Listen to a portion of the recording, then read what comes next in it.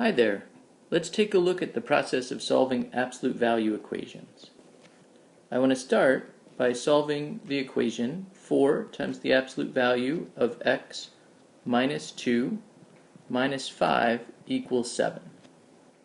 We can solve this problem algebraically, but we have to be careful. We want to first make sure that the absolute value part of the expression is all by itself on either the left or right hand side.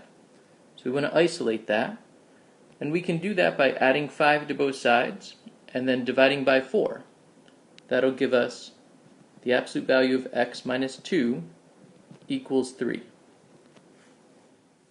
Now, to remove the absolute value, we can recognize that in order for this overall equation to be true, the expression x minus 2 either has to equal positive 3 or negative 3. Either way, if it equals positive 3, the absolute value will be 3. And if this expression, x minus 2 equals negative 3, the absolute value will be 3.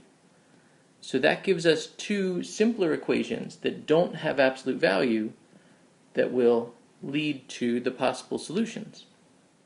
Either x minus 2 equals 3 or x minus 2 equals negative 3. In the first case, I can add 2 to both sides, and I end up with x equals 5. In the second case, I can add 2 to both sides, and I end up with x equals negative 1. Now, the last thing to think about is that these are possible solutions.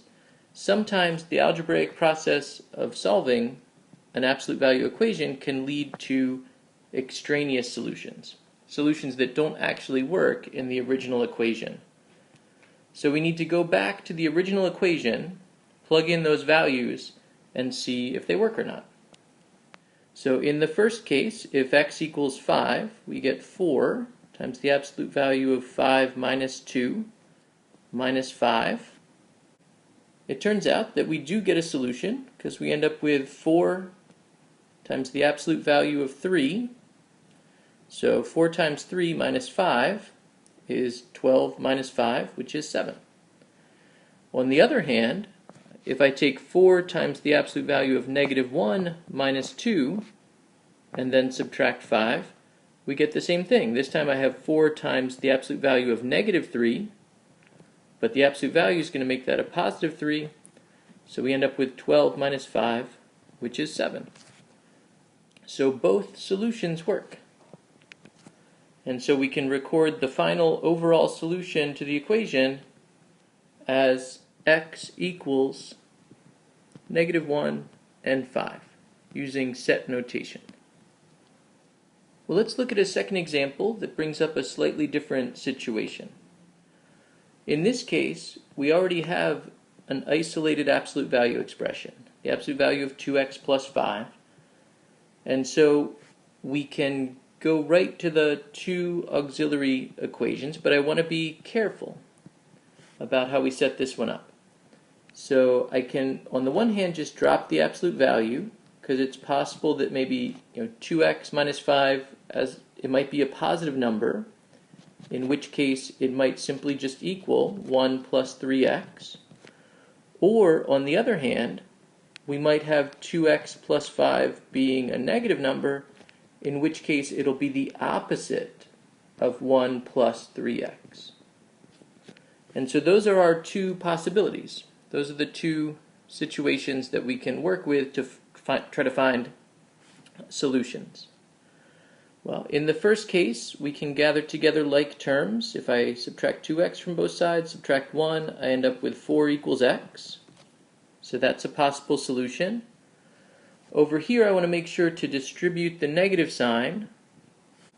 And so we end up with 2x plus 5 equals negative 1 minus 3x. So then combining like terms, if I add 3x to both sides, I end up with 5x equals negative 6. And so x equals negative 6 over 5. Well, as before, we need to check and make sure these are both solutions. If x equals 4, if we plug that back in to both x's, I end up with the absolute value of 13 8 plus 5, and I want to determine whether that's equal to the other side. Well, 1 plus 3 times 4 is also 13. So I get 13 equals 13, and that works. Our second possible solution, negative 6 over 5, I want to do the same thing. If I plug that back into both x's in the original equation, let's see what we get. So on the one hand, I have 12, negative 12 over 5 plus 5. Well, let me write that plus 5 as 25 over 5. So that's what I have inside the absolute value. Well, that's going to turn out to be 13/5. On the other hand, I have 1 minus 18 over 5. But that 1 I can think of as 5 over 5. So I have 5 over 5 minus 18 over 5. But unfortunately, that's going to turn into negative 13 over 5. So we end up on the one hand with a positive 13 over 5. On the other hand, we get negative 13 over 5. And so this is not going to work. This is not going to be a solution. And the only solution that we have is x equals 4. So for the second example here, the only solution is x equals 4. I'd like to look at one last equation. Let's take a look at the absolute value of x plus 2 equals negative 4. So in this case, I hope there are some alarm bells that kind of ring in your mind, because we know the absolute value is distance from 0. Distance is never negative, and so we're never going to get a value of negative 4. A nice way to understand and kind of visualize this is to look at a graph.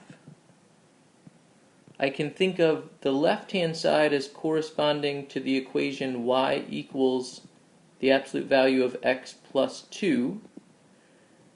And then graphing that on a coordinate plane, I'm going to get an absolute value v that opens upward and shifts to the left 2 units. Thinking of the other side in a similar way, the right-hand side corresponds to the expression, the equation y equals negative 4, which is a horizontal line with a height of negative 4.